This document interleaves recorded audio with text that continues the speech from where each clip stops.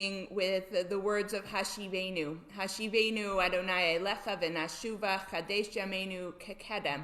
Take us back, Adonai. Let us come back to you. Renew our time as in days of old.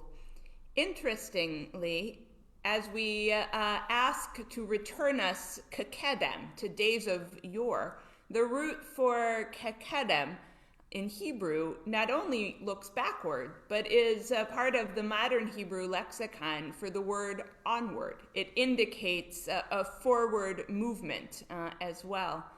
Perhaps this linguistic twist touches upon a certain truth. Returning to the past alone does not make for greatness. We do not yearn for bygone days exactly as they were. Instead, we are taught to renew our days. There's a critical difference. If we only yearn for the way things were, we risk traveling forward but always looking back, kind of like in a rowboat. A better way, our tradition teaches us, is to return to the very best parts of ourselves while looking into a future made new again with joy, vitality, and insight. In our Selichot prayer book in the chat box, page 92, Hashivenu.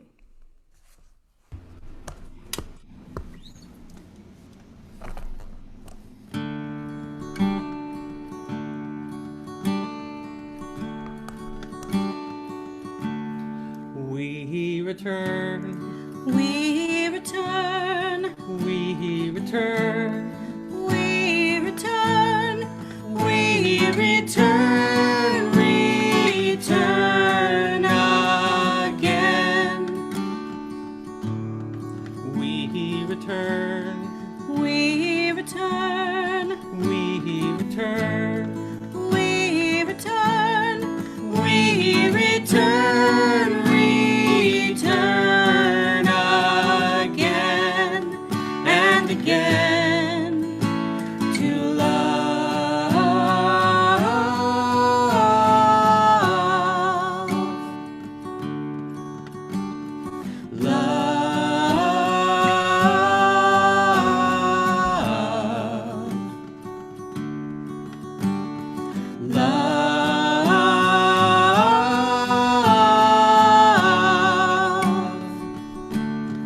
We return again to love.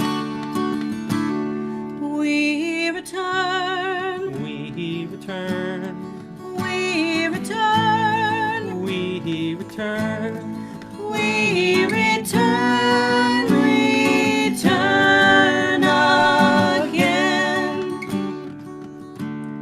We return, we return, we return, we return, we return, return again and again to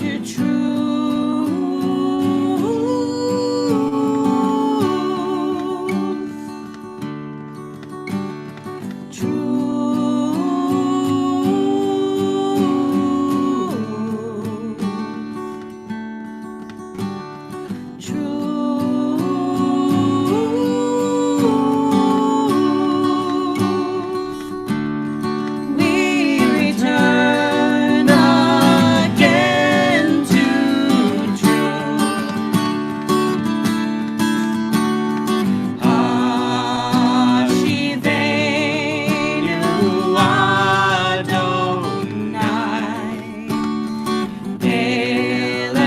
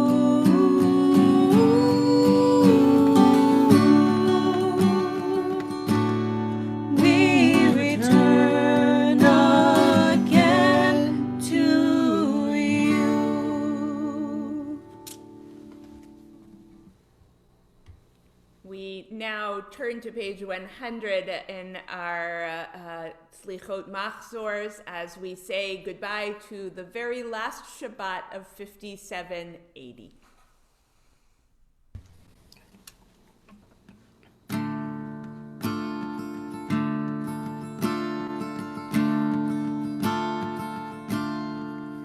Ya la la la la la la la la la ya la la la la la ya la la la la la ya la la la ya la la ya la la la la la la la la la la la la la ya la la la la la ya la la la ya la la Baruch atah Adonai Eloheinu melech haolam borei peri hagafen borei peri hagafen ya la la la la la la la la la ya la la la la la ya la la la la la ya la la la ya la la Baruch atah Adonai Eloheinu melech haolam borei minei v'samim borei minei v'samim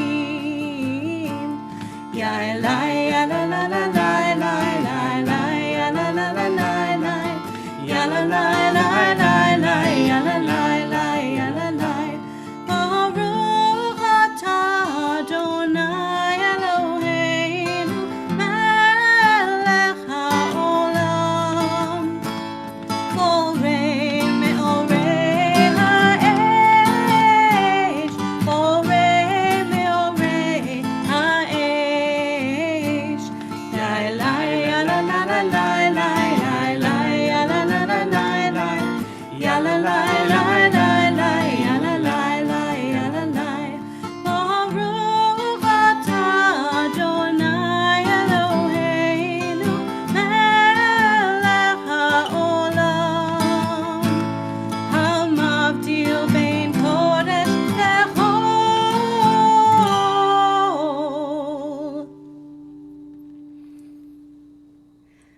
hamavdil bein kodesh lechol la la la la la la la la ya la la la la la ya la la la la la ya la la la ya la la ya la ya la la la la la la la ya la la la la la ya la la la la la ya la la la ya la la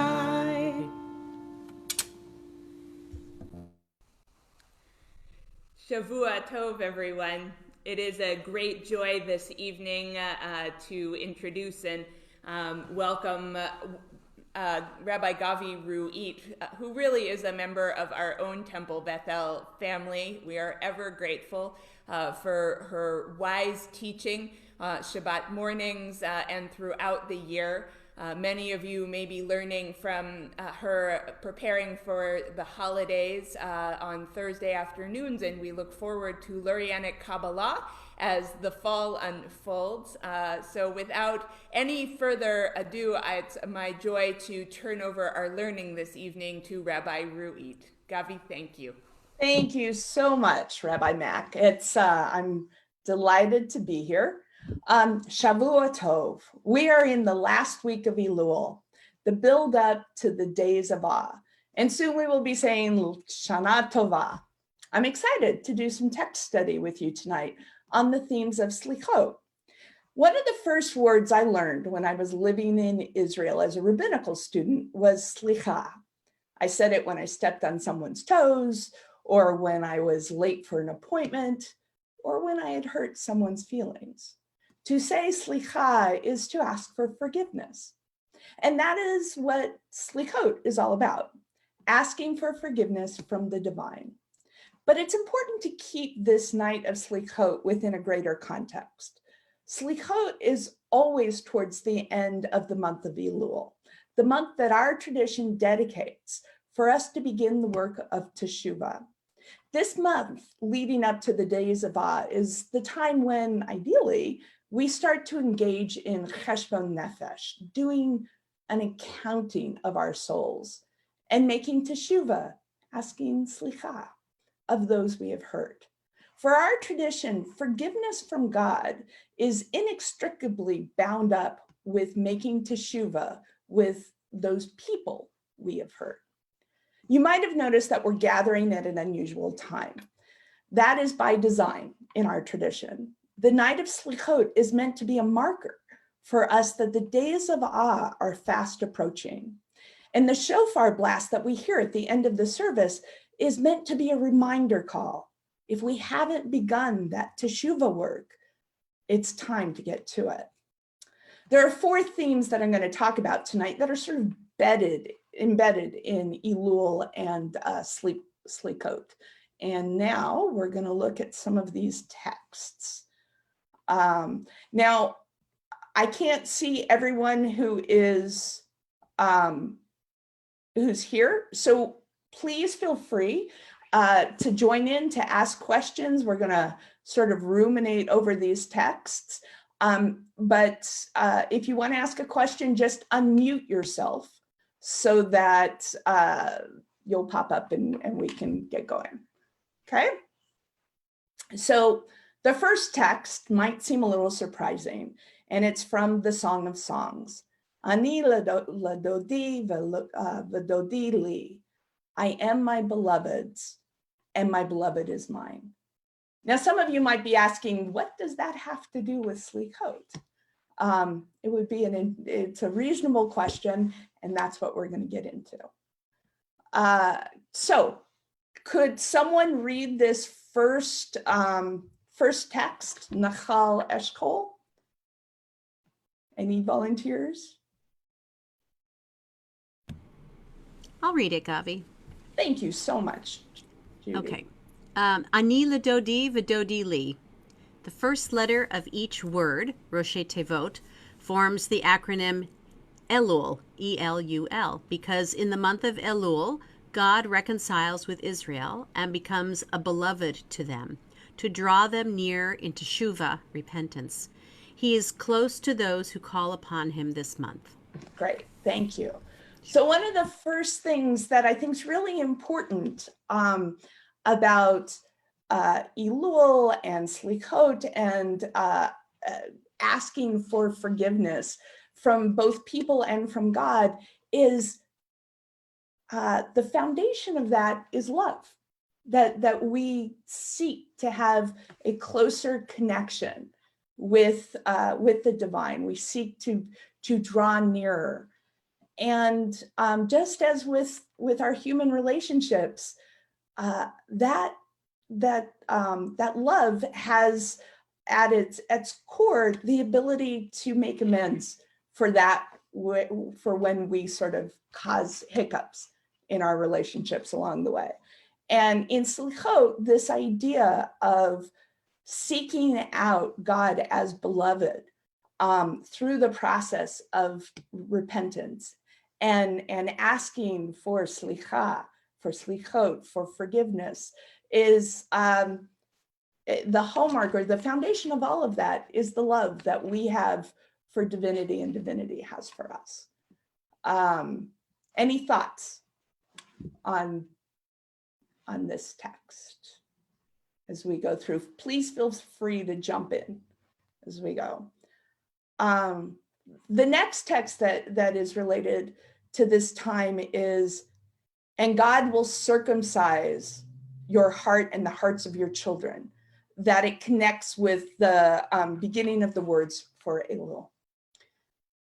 So how does this concept of circumcising heart play in with the theme of love and teshuvah, repentance and connection? Any thoughts? Jeannie, I know you're there. I'm sure you have thoughts. To me, it means open your heart, to uncover your heart. Right, to sort of peel off that I'm thinking of an orange. To get to the sweetness, you have to peel off the peel. And that's kind of this idea of sort of taking the parts of ourselves that have gotten thick and disconnected and not soft and supple and open to connection and experience with divinity. I think it's beautiful. It's when we talk about repentance, and a lot of our liturgy, like the Unatana Tokef, can sound very harsh and painful. Who will live and who will die? But if we think of it in terms of the foundation being love and closeness, I think it has some real power. Any other thoughts before we go on to the next? Okay. So these are just some examples of how this process that we're in from the beginning of Elul all the way through Yom Kippur, and in our tradition even further, how this process of teshuvah is connected to love and to other concepts that we have over the high holidays. So the next text here says, if a person makes teshuvah, he will be written for life. And here the writer is using gematria, which is the idea that each Hebrew word each Hebrew letter is correlated with a number, and so we're able to draw connections. And both Elul and Chaim, both the month of Elul and life, have the same gematria. So we're drawing these parallels. Any thoughts? Please feel free to unmute yourself if you do, because I can't see everybody. Okay. So our next text, so we've talked about life, we've talked about love, and another topic that comes up for this time is chesed. And here the writer is making another gematria play. And he says, and one more hint given by the 4 yuds in the 72 letter name of God. So we're not going to go into that teaching right now, but you're going to take it on faith that there's a 72 letter name of God, and it has 4 yuds. 72 is the gematria for chesed, for merciful kindness.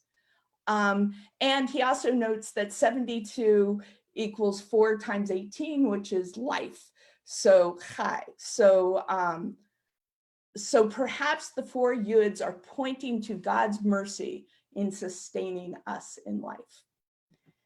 So this is one of the I think a lot of people sometimes come to the high holidays with a sense of trepidation. And when we look into these texts and we really sort of delve into it, there is that underlying love that, and I like to talk about it in parental terms. If you know that your parent loves you and you need to go and ask for forgiveness, that love is going to make it an easier thing, a softer, gentler thing than asking forgiveness from someone who doesn't hold that love for you. Okay, any thoughts on this theme of love? No? Okay, the next theme that I think is really paramount to Selichot is searching for an intimacy with God. You know, when we come and ask for forgiveness, we're asking to be allowed that close connection. And this translation of Yedid Nefesh from Mishkan Halev, I think, is gorgeous. Would someone like to read it?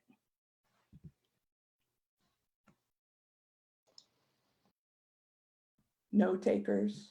I can do it, Gavi. It's Daniel. Daniel, thank you. Go ahead. My soul's beloved, source of compassion, into your embrace draw this one who longs to serve you. Like a deer, I leap and run to do your will, to kneel in awe before you. Sweeter than honey from the comb is your love, sweeter by far than any taste. Reveal yourself, my beloved. Keep me safe in your shelter of peace. Enlighten the earth with your glory. With you we shall rejoice and be glad. Hurry, beloved, for the hour has come. Show us your love as you did long ago. Thank you. Isn't that gorgeous? It's an invitation and being compelled. You know, you want to run to meet this deity that you love and who loves you. I am always moved during this time of year when we have these aspects as part of our liturgy, because it's, you know, it makes this process, the process of teshuvah, the process of repentance, something that you end up wanting to do, as opposed to feeling like you have to, because it brings us to this place of closer connection. You know, I think that I like in our tradition when we focus on this sense of love and connection.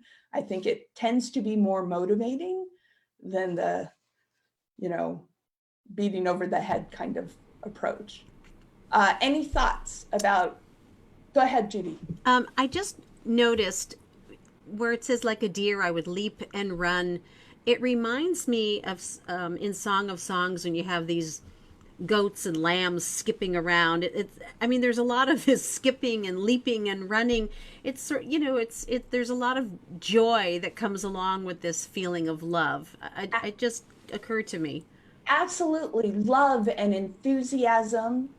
You know, it's if you start your high holiday season with this sense of joyful, you know, skipping to shul, or skipping to shul virtually these days, but this sense that I get to go commune with my beloved. It's I think it's a very powerful idea that is really a very a cornerstone to this time that we're in.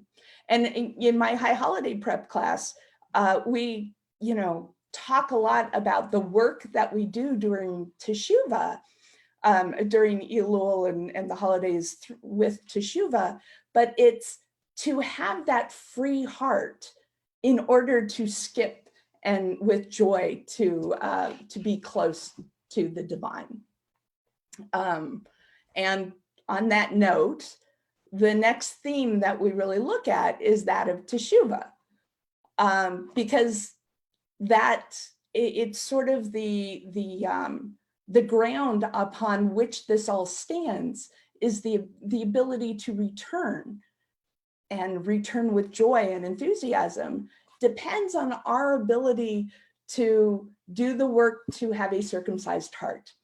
And that work is teshuvah. And I don't know, I'd love to know what people think. I think it's can be one of the most powerful times of the year, you know, dedicating 40 days to cleaning up our spiritual baggage so that we can be our truest, closest selves with each other and with the divine, I think has a lot of power. Any thoughts? I'm doing all the talking here. Go ahead, Jeannie. I also feel like not just cleaning up, but also I feel like we've become very callous and just and the whole circumcising of the heart now, just to Peeling away those calluses yeah, to the it's softness underneath. Yeah.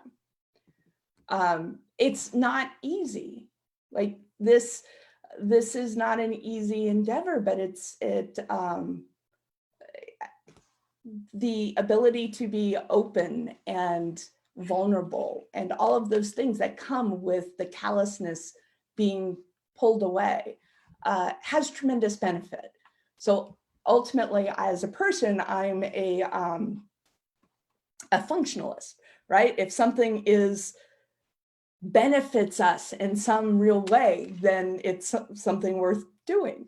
And I think that the way that our sages have mapped out this process of cleaning up our baggage and peeling off our calluses benefits us in joy and connection and happiness. Any thoughts? Any other thoughts? Okay. So the next big theme we have, and I've talked about it a lot, is this idea of teshuvah, of delving deep and then figuring out what we need to ask forgiveness for, and then actually asking for it. And while it's not always true with the humans that we do this with God, we know how God will respond if we've done our work. And in Numbers, we see the word is slicha na. So slicha, I pray, the inequity of this people according to your great kindness, as you have forgiven these people since Egypt. And God responds, I pardon as you've asked. So there is this sense that really we know we will get from God, anyway, not always from people, when we do ask with an open heart, with a circumcised heart, ask for forgiveness for the ways that we've screwed up.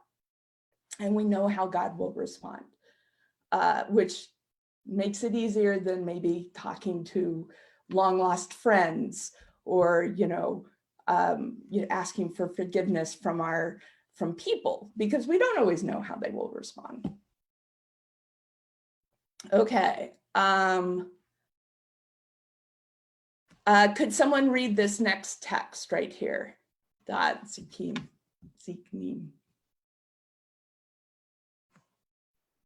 Daniel, I'm going to call on you. Hi, Gavi, it's Ruthie. I'll read that. Oh, thank you, Ruthie. Go ahead.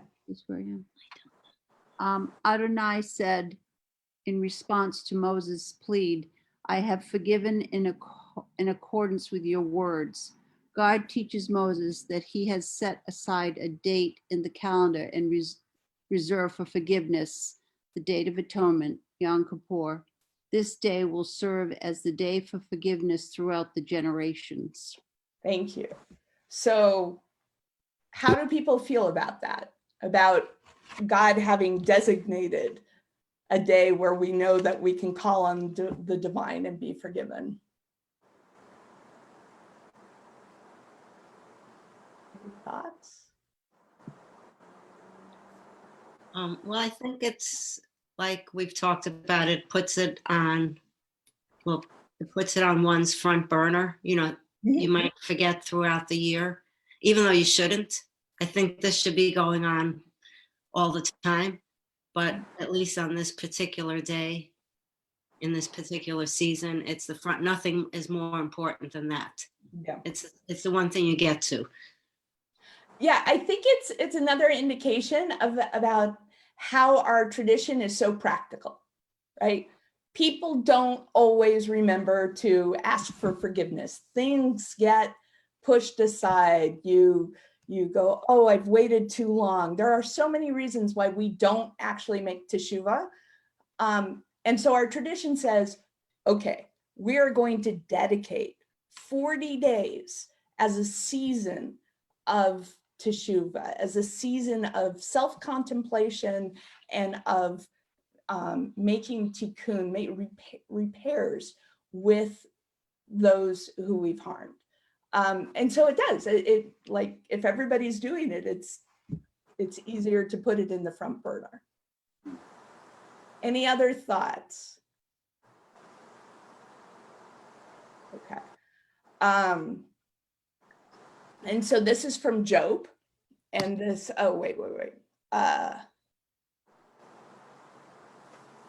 So the last thing that I want to talk about tonight, because I think this is key, is this yearning for renewal. All right, we will, later tonight, we will change the coverings of the Torahs as a way of sort of marking that this is a time of renewal. You know, and this idea of love and connection and teshuvah lead us down the path where we can come away at breakfast on Yom Kippur and feel renewed and feel changed and transformed. And I think that's something that we all yearn for. And our tradition has set aside a time and place where we can focus on just that. And so I just wanted to share two last texts. One from Job. He prays to God and is accepted by him. He enters his presence with shouts of joy, for he requites a man for righteousness. He declares to men, I have sinned, I have perverted what was right, but I was not paid back for it. He redeemed him from passing into the pit. He will enjoy the light. I think this is kind of this text helps demonstrate the transition. Like we come into the high holidays laden with spiritual baggage, spiritual stuff. And if we've done the work, if we've cleaned up, if we've made teshuvah, if we have peeled those calluses off our heart, we get to leave to be able to enjoy the light. And I think that's very powerful. What do people think? Jody, I see you nodding your head. You want to say something? No, I think that's extremely powerful. I love it. Ruthie was just saying space lint. Space lint? Yeah, when you were saying garbage, or maybe it was Ruthie saying garbage. Yeah. The stuff we pick up along the way, Right. along the year. Soul lint, yeah. Yes, right. Exactly. Oh, I love that. So, these 40 days are kind of a, vacuuming our soul, cleaning it up. And again, I am a functionalist. What I love about that process is we get to be lighter. We get to have our internal light shine brighter. We get this amazing gift in response to this work that we ought to be doing anyway. Right. Thank you for that. Any other thoughts before I'm gonna finish with this text from an Orthodox? Gavi, what it strikes me is there's so much out of our control in this moment, and all of this is squarely in our control. The weather doesn't matter, right? Even if we're quarantined, we can still do this work. That this Absolutely. is very much doable, and that's a really powerful notion in this moment. Yeah, thank you. I absolutely agree, and I think as life has gotten so verkauft, I mean, like the world is just in a way that I've never experienced it before. Having the peace of mind to know that there are things that I can do to make my experience in this world lighter and affect others through those actions. That's a Benny. That's a keeper. Okay, thank you, Sarah. Any other thoughts? Okay, I just want to finish with this story that is actually in the introduction to an Orthodox Selichot Machzor. And I've adapted it a little bit. A story is told of parents who were losing control of their unruly young child. The father came up with an idea. He hung a plank of wood on a wall in their home, and every time the child misbehaved, a nail was knocked into the wood. Over time, the child, filled with remorse, saw the impact of what they were doing and began to turn over a new leaf, began to make teshuvah. Many days went by without any further nails being knocked into the wood. Proud of being a reformed character, the child then pleaded with their father to remove the nails. The delighted father obliged, but then the child promptly burst out in tears. "What's the problem?" asked the father. The child replied, "We can still see the holes in the wood where the nails used to be." "I'm sorry," said the father, "there's nothing I can do about that." Through the process of teshuvah, this Machzor goes on, our divine parent guarantees not only that the nails are removed, but that the holes disappear as well. We are given a fresh opportunity to engage constructively with life, and with complete and honest teshuvah, the slate is wiped clean.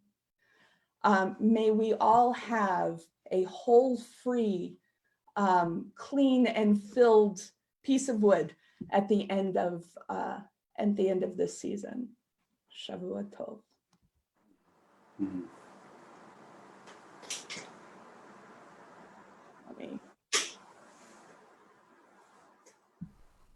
There we go. So thank you for sharing in the text study, and it's back to you, Rabbi Mack. Rabbi Rui, that was absolutely beautiful. Thank you. I feel more ready to dive deeply into this work, and really am grateful for you and your voice. And everyone should know that Rabbi Rui will be our darshan on Yom Rosh Hashanah, second day Rosh Hashanah morning, and we'll be teaching on Yom Kippur afternoon as well. And we're grateful for your well of Torah. Thank you for sharing it with us. Our service this evening continues on page 108 with Achat Sha'alti from Psalm 27.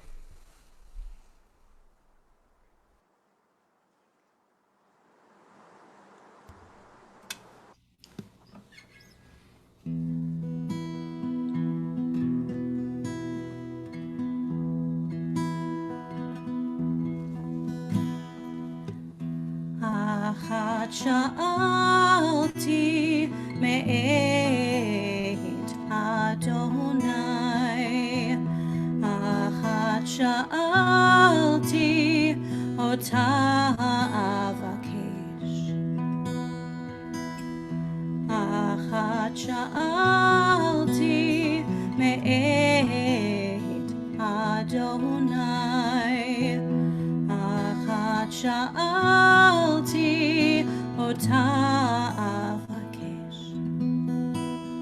שבתי, שבתי בבית אדוני, שבתי, שבתי כל ימי חיי,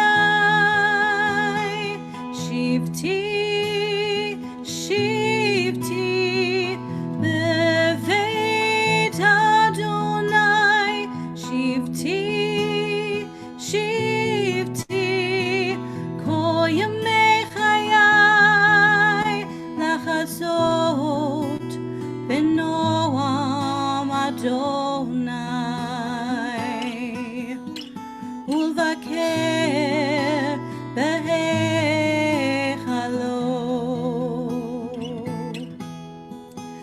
הזאת בנועם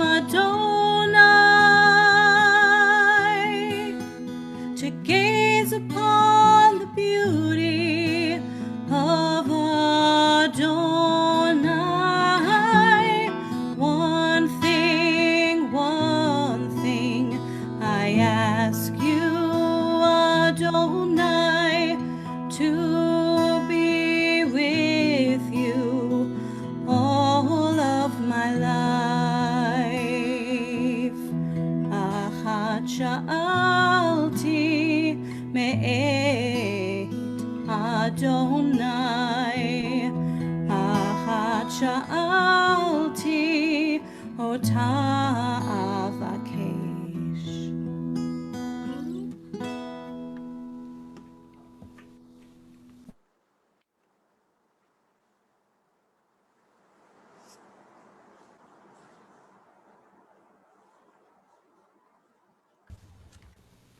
On this Selichot evening, we change our Torah mantle to the white color that Gavi mentioned in her teaching, a reminder of our return to our essence, our return to ourselves, and finding the purity of spirit as we move into this penitential season.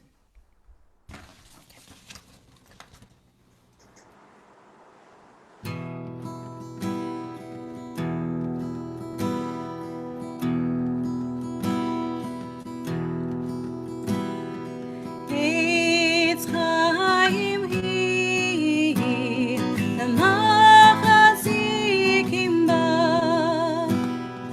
v'tomerecha me'ushar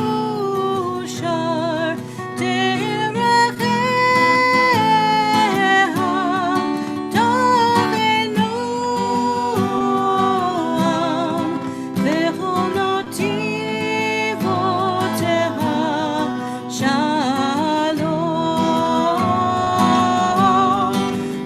Hashivenu Adonai elecha v'noshuva, Hadesh yameinu kekedem.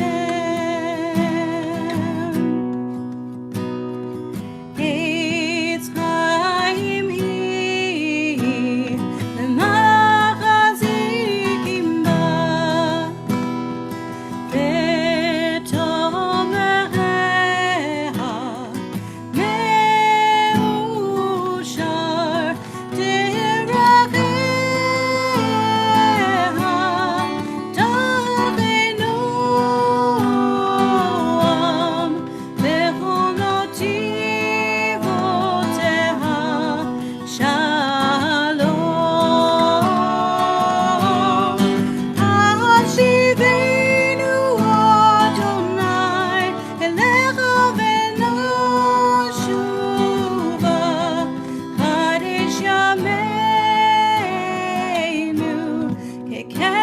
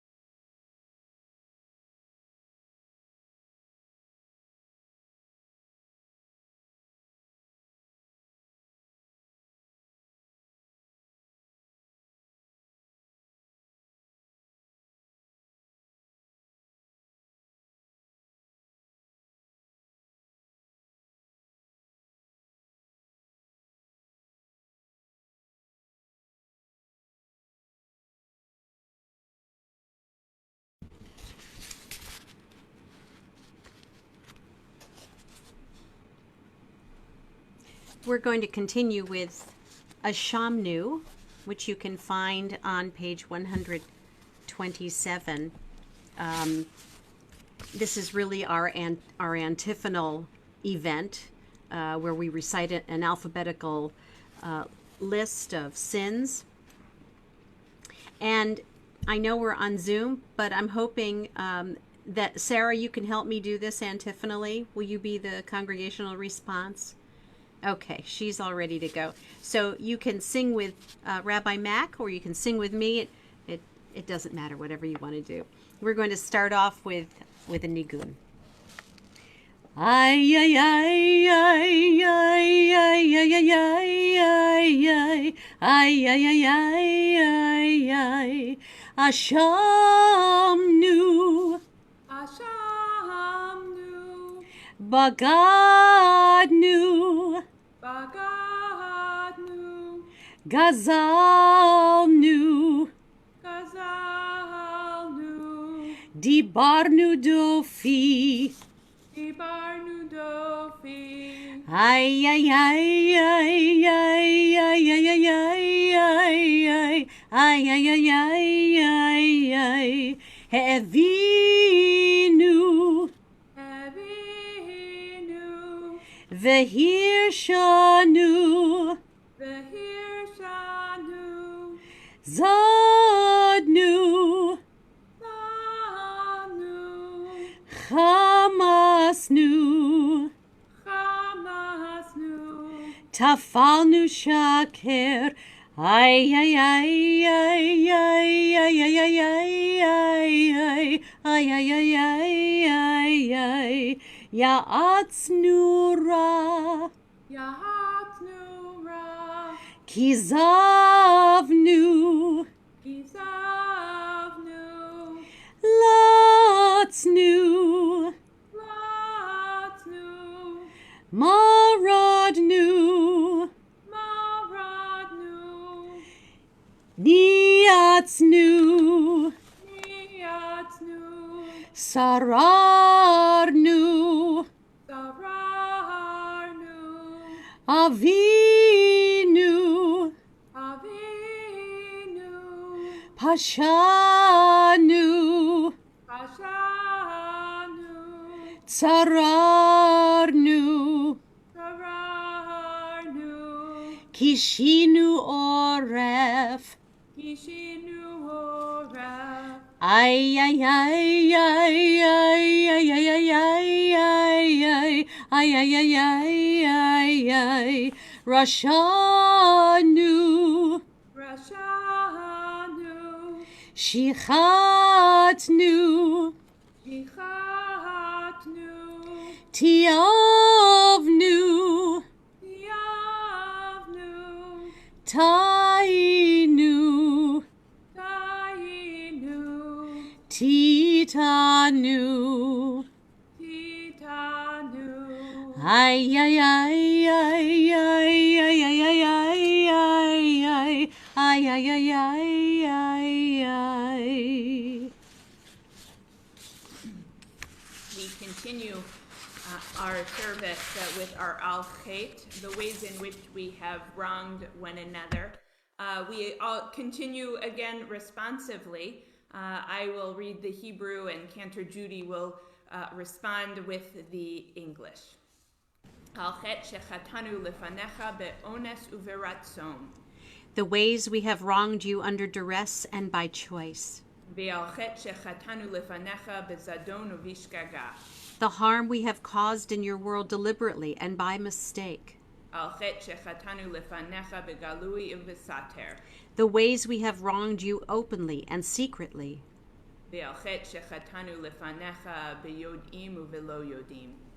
The harm we have caused in your world consciously and unconsciously. Ve'al chet shechatanu lefanecha besinat chinam. The ways we have wronged you by hating without cause. Ve'al chet shechatanu lefanecha berechilut. The harm we have caused in your world through gossip and rumor. Al chet shechatanu lefanecha betzarut ayin. The ways we have wronged you through a selfish or petty spirit. Ve'al chet shechatanu lefanecha be'imutz halev. The harm we have caused in your world by hardening our hearts. Ve'al kulam eloah slichot slach lanu mechalanu kaper lanu. For all these failures of judgment and will, God of forgiveness, forgive us, pardon us, lead us to atonement. We continue with Ve'al Kulam. Ve'al Kulam Eloah Selichot Slach lanu mechalanu kaper lanu Ve'al kulam Eloah slichot Slach lanu mechalanu Slach lanu mechalanu kaper lanu.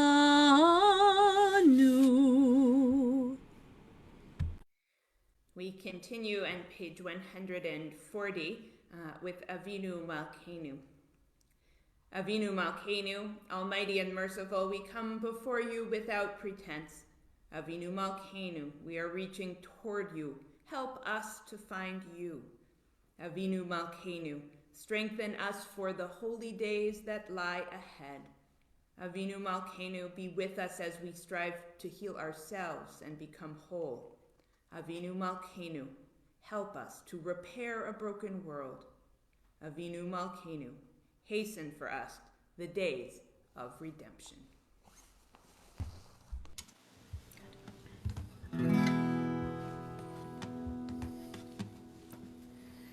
Avinu Malkeinu, Avinu Malkeinu, Avinu Malkeinu, Chonenu Vanenu, Ki ein banu masim, Hasei imanu, Tzedakah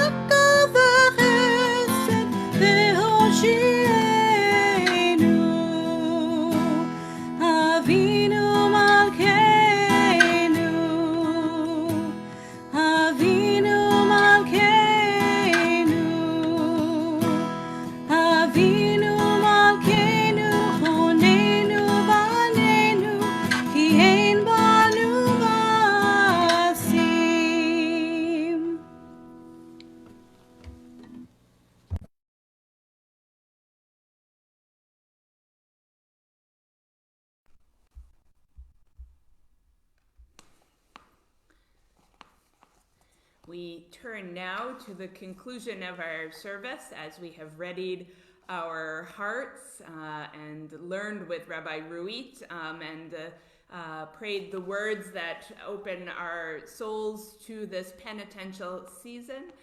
We prepare ourselves further with a final blast of the shofar, and we're grateful to Zach Magnone, who offers us his adept spirit in offering us this Tekiah Gedolah.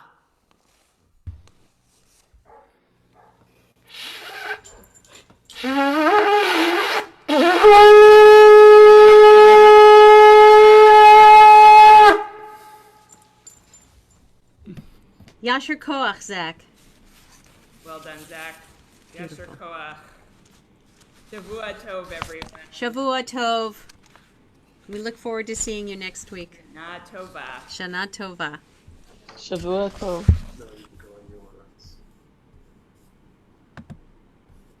Did you find more fish?